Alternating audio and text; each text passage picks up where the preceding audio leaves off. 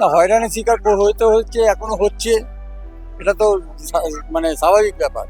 অনেক লোকের নাম কাটা গেছে। আমাদেরও অনেক জানাশোনা লোক আছে যারা আমরা দীর্ঘ বছর ধরে তাদের চিনি, ছোটবেলা থেকে চিনি, তাদেরও নাম বাদ গেছে। দেখুন, ভোটের প্রভাব কি পড়বে আমি বলতে পারি না। অবশ্যই নিশ্চয়ই কিছু তো প্রভাব ফেলবে। যে অকারণে যদি কোনো মানে নিরীহ মানুষ, সাধারণ মানুষদের যদি ভোটের থেকে নাম বাদ যায়, তারা তো একটা দুশ্চিন্তা থাকতেই পারে যে আগামী দিন কি হবে। এশিয়াতে আমরা তো রোহিঙ্গা তো দেখলাম না চোখে, আমরা তো দেখলাম না যে এতজন রোহিঙ্গা আছে। জানি না আপনি দেখেছেন কিনা, আপনারা তো জানেন না, যে আমাদের তো চোখে পড়লো না যে এতজন রোহিঙ্গা আছে। আমরা একবার হলো ভোটার লিস্ট দিয়ে মেলাচ্ছি আমাদের নামটা আছে কি না, এগুলো এই করতে হচ্ছে আর কি। যাদের নাম নেই তাদের আবার তারা লাইন দিচ্ছে, ওগুলাই দিদি থাকবে।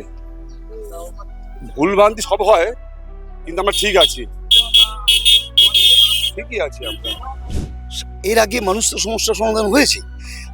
নোটবন্দির ক্ষেত্রে মানুষ লাইনে দাঁড়িয়েছে, তাদের নিজে মৃত্যু মুখে এগিয়ে গেছে। তারপরে এই টাকা বাতিল হলো, সেই সময় হলো।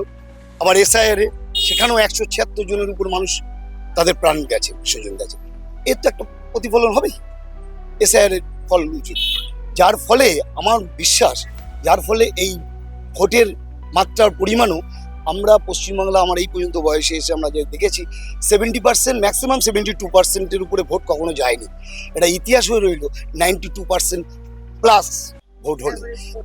ন্যাচারালি এসআইআর এর বিরুদ্ধেই ভোটটা গেল।